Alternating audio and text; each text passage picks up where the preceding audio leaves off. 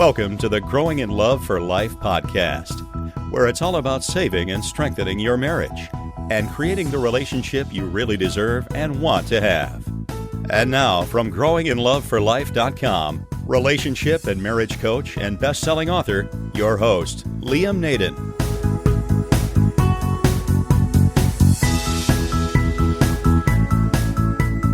This is episode 6 of the Growing in Love for Life podcast.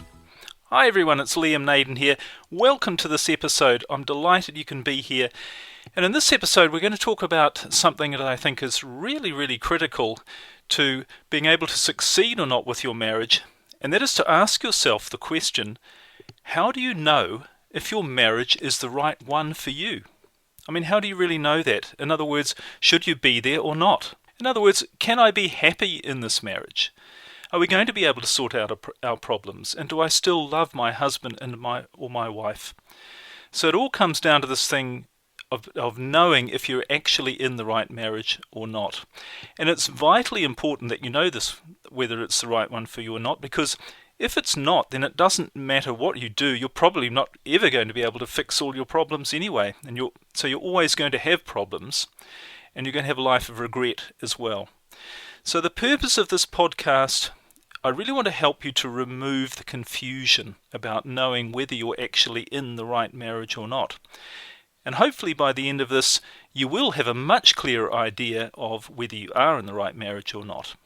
Now, of course, what you do with that knowledge then is up to you, and that of course raises some other questions, but at least in knowing, a huge load is probably going to come off your shoulders just by knowing whether you're on the right track or not. Okay, so the first thing we want to look at, just before we get into defining how to know whether you're in the right marriage, is why it's important to be in the right marriage or relationship. And that comes down to asking one of the biggest questions, maybe the biggest question, which is, what do you think is the purpose of your life? Now this is obviously a question that every philosopher, religious teacher throughout history has asked themselves, and you might think, well, how on earth am I going to be able to answer that one? But to help you answer that question, I want to tell you a bit of a story, and I'm not sure whether it's a folk tale or a true story, but I think it's a lovely story anyway, and it's about a philosopher who was shipwrecked on a remote island in the Pacific, and he found himself on the beach, and he was in a pretty sorry state, but he was found by some local villagers, and they took him back to the village, and they brought him back to health and looked after him and nursed him. And after a little while, he started to really be happy and notice how these people were living. And they seemed to have a very simple lifestyle. I mean, basically what they did was they fished all day, and the children played in the village or in the surrounding area. And at night they'd sit around the fire and they'd eat together. They'd prepare a meal, and then they'd tell stories to each other, and they'd sing some songs and play games. And one evening, as he was sitting there, he, being the philosopher that he was, he turned to one of the more senior members of the tribe, and he said to him, "By the way, what do you think the purpose of life is?" And there was a silence, and all of a sudden, all of the rest of the villagers were silent as well, and they all looked at him. And the tribesman, the villager, said to him, he looked at him with a rather puzzled look on his face, and he said, "Well, the purpose of life is to be happy. You knew." So anyway, and I think, that is a very good point. What is the purpose of life? I think the purpose of life really is to be happy. And your relationship is there as part of that to help you to be happy. And of course, it can only do that if your relationship meets your needs and helps you bring out the best in you as a human being. So our relationship is very important for our life purpose of actually being happy. And if you're not in the right marriage, then you're certainly not going to be happy. And not only that, but you're not going to be able to give both to other people and to yourself, and to live to your full God-given potential. And you're going to make life harder for yourself than it needs to be, and you're not really going to fully experience what true love is, particularly intimacy and true sexual love. And the other thing I think that we need to remember if we're not in the right marriage is that we're not sending out the right messages to our children about what a relationship really is. So it's very, very important to be in the right marriage, in the right relationship. It's vital to your happiness and really to your fulfillment and reaching your full potential as a human being, which I believe is what we're all here to do. Okay, so let's get on to the question then. How do you know if you're in the right marriage? Now the problem is, of course, this becomes even more difficult when we're having marriage problems. It becomes a more difficult question to answer because obviously we're going through a lot of emotional stress. We have doubts and confusions arise. We're trying to deal with all sorts of problems and conflicts that are arising. So what I'm going to cover here is a bit of a process to give you some thoughts and ideas to help you get some clarity so that you can really see the wood for the trees, if you like, about what the real situation is. So I think it's a process you're going to find helpful. But just before we start, there are a couple of things I want you to bear in mind. And the first thing is, please, for your own sake, be honest with yourself. I'm going to ask you some questions that are a little bit deep, quite deep in fact, but it's vital that you're honest with yourself, and it's often very difficult to be honest because we have a lot of emotional baggage at stake here. But it's vital to be honest with yourself. And the second thing is, to make it a little bit easier, I've provided what I've called a thought sheet. And that's a sheet of paper you can download and print off and write some of your answers and your thoughts and your ideas down to help give you more clarity on this particular question. So to find that, all you need to do is go to the website liamnaden.com, look for this episode, which is episode number 6, and you'll see that thought sheet available for download there. Okay, so now let's get into it and really come up with a process to deciding and knowing if your marriage is the right one for you. And there are a few steps here. So step number 1, the first thing you need to do to get the answer to this question is you need to define what you really want and need. What you want and need. You know, I think the two most important words in the English language, well, in fact, they weren't originally in English, they were in Greek, so they're really, whichever language you're in, they're the two most important words in that language, are the two words that are inscribed in the Greek temple of Apollo at Delphi, and they are know thyself. Know yourself. Everything comes back to knowing yourself, so you need to know what you really want and need to be happy. And that's the first thing you need to do to determine if you're in the right marriage or not. Now, I'm not talking here about material things like how much money you need or what sort of car you want to drive or holidays, because at the end of the day, actually, none of those things are going to make you happy in themselves. But what you need to know is what you need to make you happy in the way of the feelings that you need. How do you want to feel on a day-to-day and a moment-to-moment basis? And here's some questions to ask yourself to define that. And remember, as I said, these are all written in the thought sheet available on the website. But the first question to ask, what feelings are important to you?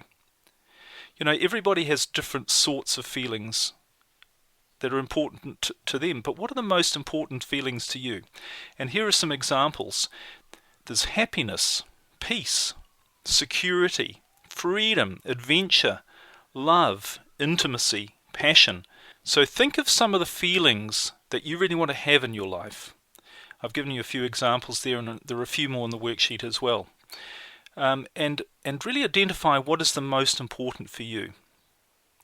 And then the next thing is to put into one sentence what you really want to achieve in your life. In other words, when you're on your deathbed, what do you want people to say about you? What do you want your life to have meant in the eyes of other people as well as to yourself? The next thing, name 3 things that you do currently or that you could do that make you happy. What are 3 things that really make you happy? Are they particular activities?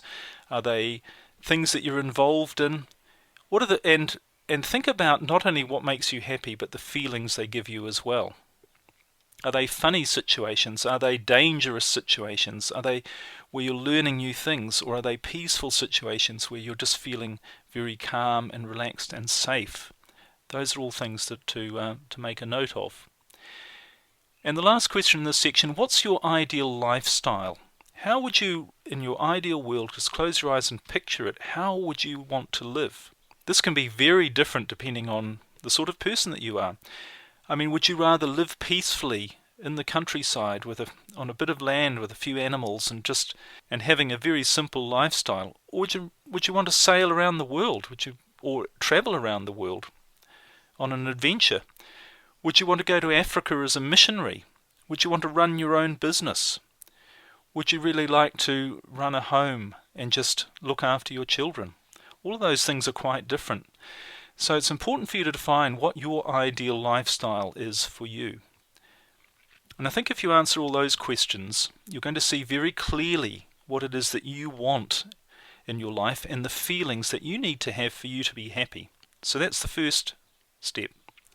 Okay, the second step is to define your ideal marriage. Now what you need to do here is step out of your current situation. So just come up with a theoretical and ideal world in which you're living in your ideal marriage. And it may or may not involve your current spouse, but that's not really the picture you're trying to create here. It's how do you see a marriage fitting in with making you really happy? So don't put any limits or restrictions on your picture, but create a picture of what you and your partner or your spouse in an ideal marriage would be doing together. And what feelings would you and your ideal wife or husband be giving each other? So it's those two things. What would you be doing together and what feelings would you be giving each other? And again, these can be very different. Can you imagine the two of you backpacking around South America, having a great time staying in a different place every night? Or would the two of you be building a business together? Or the two of you living on a quiet farm somewhere in the countryside? So what would you be doing together and how would you make each other feel? What feelings would you be giving each other? That's the second thing to answer. Okay, so the third thing is what I call partner match. And this is really where you take what your ideal life looks like and your ideal feelings, and you start to match it up with your current situation. Because that's going to give you a very good idea of whether your marriage is the right one for you. So here's the process. Think of your wife or your husband, your current partner, and ask yourself what feelings and values are important to them. So just as you made a bit of a list of what your feelings are important to you, what's important to them? And what do you think their ideal lifestyle is? And when you've got that, you want to compare the two. Compare it with yours and see how much of an overlap is there. Are you wanting the same things? Are you wanting ultimately the same lifestyle? And more importantly, are you wanting the same feelings? You know, I see some people in relationships, and they have very different things that they want out of that marriage. So it's important to see, are there any red flags where you can see that your needs are very, very different, and that it's going to be very difficult for you to accommodate each other's needs. And in fact, I firmly believe, and from what I've seen, that all conflict in a relationship or a marriage, and this is really as long as both people are mentally stable, it's caused by a mismatch in the feelings that they want to have. And it's this mismatch that causes all the communication problems, the lack of intimacy, the arguments, and all of the conflict. So you really need to look at what your needs are and what your spouse's needs are and see how compatible those two actually are. And a couple of other important things to consider as well. Firstly, are you happy to meet your spouse's needs? When you see what they need, you need to consider how different they are from yours and whether you are actually happy to meet their needs and that it would make you happy to do that as well. And do you think they can really meet your needs as well? Can they make you really happy? And a clue here, because obviously at the moment they're probably not making you happy, but a clue is to ask, have they ever done so in the past? And particularly early on in your relationship, were they meeting your needs then? Were they making you feel deeply happy? Because things like our values and our needs, they can change over time. You know, if they've changed from where they were to start with, that's a good sign because it means you can get them back to where they were. But you need to be very honest with this and say, Are you really willing to meet your spouse's true needs, and do you really think they can meet your true needs as well? So that's step number 3, which I call the partner match. Now step number 4, and I'm going through these fairly quickly because there are time constraints, but obviously if you've got it written down you might want to take some notes, and it might be a good idea if you're listening to this as a recording. You can stop it whenever you like as well, because although I'm going over this process quite quickly, it's very important that you spend some time to really think about these particular questions, because by doing this you're going to come up with the right answer. So step number 4. Okay, step number 4 is identify what got the two of you together in the first place. Now this means you have to think right back to the beginning of your relationship. And what we're really trying to identify here, and this is a very tough question for people to face, but it's to say, were you ever actually really in love? Have you ever been in love? Maybe you thought you were, but have you ever really been in love? And of course, to answer that, we have to answer another very difficult question that's been the subject of philosophers and musicians and artists and poets throughout history, everybody basically, and that question is we have to actually define what love is. Specifically, we're talking about the love that exists in an intimate relationship here. So I don't profess to be the world's greatest philosopher or artist or poet, but I'm going to give you a definition of what true love is that I think within the context of a marriage and in the context of defining and answering this question that you'll find helpful. And that is, firstly, love is not lust or chemistry. Now obviously lust and chemistry, that initial attraction, they're very important as part of that initial attraction, but these things can wane, and they certainly are going to change over time. So you can't equate love, as people say, well, I don't feel that lust or that real chemistry towards them anymore. And that doesn't necessarily mean you're not still in love with them. Okay, so my definition of love within a marriage or a relationship is that love is meeting each other's needs. In other words, you simply have the ability to make each other feel good. And that comes through what we talked about earlier, having shared values. That to me is the definition of love within a marriage. So knowing that, here's some questions to consider.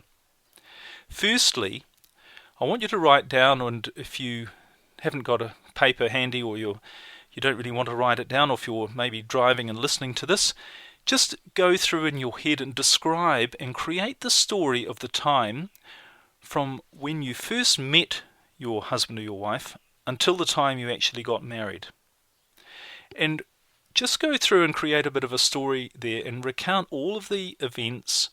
In other words, if you were describing to somebody else, okay, well, this what happened between when you met, how you met somebody, and what happened right up until the time that you got married and what you were feeling.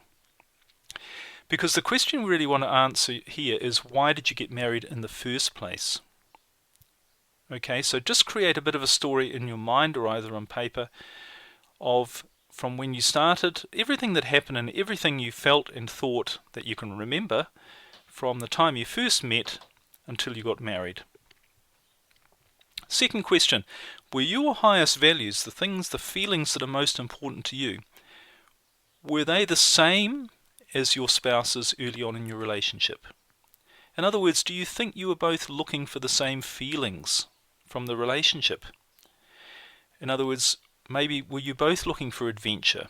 Were you both looking for passion and excitement and doing new things and trying new things? Or maybe were you both looking for some security and peace and certainty and serenity from that relationship? And here's the next question, which is very important.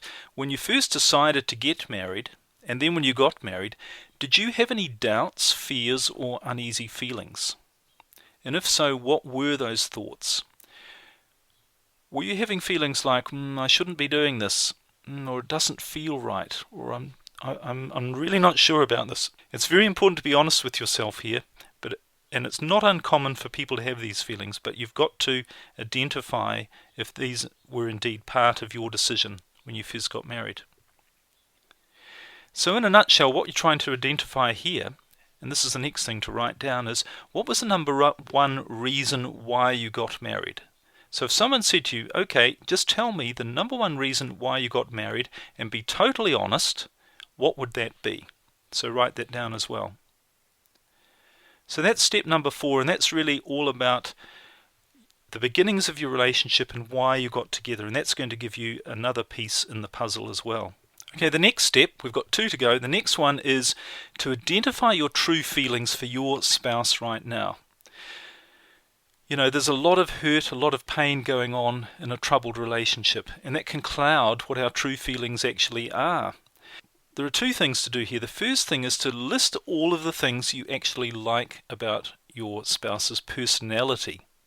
And I'm not talking about the things that they do or their behaviours, but their personality. So what are some, and I'm presuming there are some things you like about their personality.